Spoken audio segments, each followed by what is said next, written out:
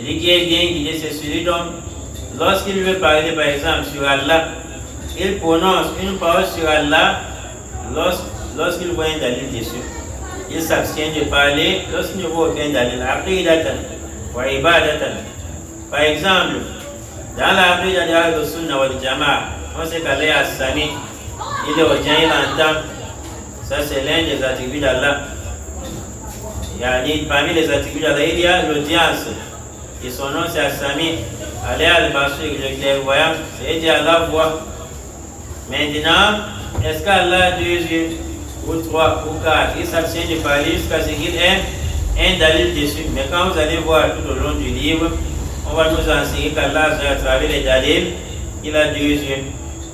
Allah dit il est As-Sami, il a l'audience, il est l'audience, c'est-à-dire il a l'audience. Allah entend. Est-ce qu'Allah a les oreilles? Quand il veut parler ici, quand il veut rattacher au cœur qu'Allah a telle chose, il doit avoir un dalil. Quand il ne voit pas un dalil qui indique qu'Allah a les oreilles, il dit Allah wa'ala. Et quelqu'un va dire oui, il va apporter sa philosophie. S'il est Ahl-Sunnah wal Jama'a, dans les Aqidah, il n'apporte pas de philosophie sur Allah Azza wa Jalla.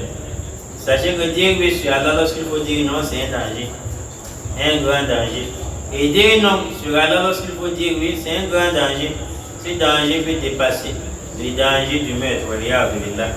Soit par exemple, est-ce qu'Allah a des oreilles? Dans ta Aqidah, tu dois puiser cela du Kitab et de la Sunna. Tu n'apportes pas la philosophie. Que non, est-ce que quelqu'un peut entendre sans avoir les oreilles? Regarde les êtres humains. Est-ce que parmi nous, il y a celui qui entend sans avoir d'oreilles? Là, sur Allah, on ne fait pas la philosophie. Ibn Uthaymin va prendre l'exemple en disant, si on coupe par exemple ton oreille, est-ce que tu vas encore entendre? La réponse c'est oui. C'est donc dire entendre ne veut pas dire que tu as forcément les oreilles. Et on va dire qu'Allah n'a pas les oreilles. Et nous non plus dire Allah a les oreilles. Est-ce qu'Allah a les oreilles? Allah wa'ala, on s'abstient dessus. Parce que tu veux dire non, lorsqu'en réalité c'est oui. Mais Allah ne nous a pas fait part de cela. Dans la plupart des choses qu'on nous questionne dessus sur la Aqidah dans les dogmes, plus précisément ou plus particulièrement sur Allah, si vous ne connaissez pas, n'essayez pas, on ne t'attend pas. Quand le prophète questionnait les compagnons sur certaines choses religieuses, même quand ça ne concerne pas Allah directement, ils disent Allah wa Rasulullah. Alors que les compagnons sont des savants qui parmi nous connaissent plus qu'un compagnon. Ils disent Allah wa ala.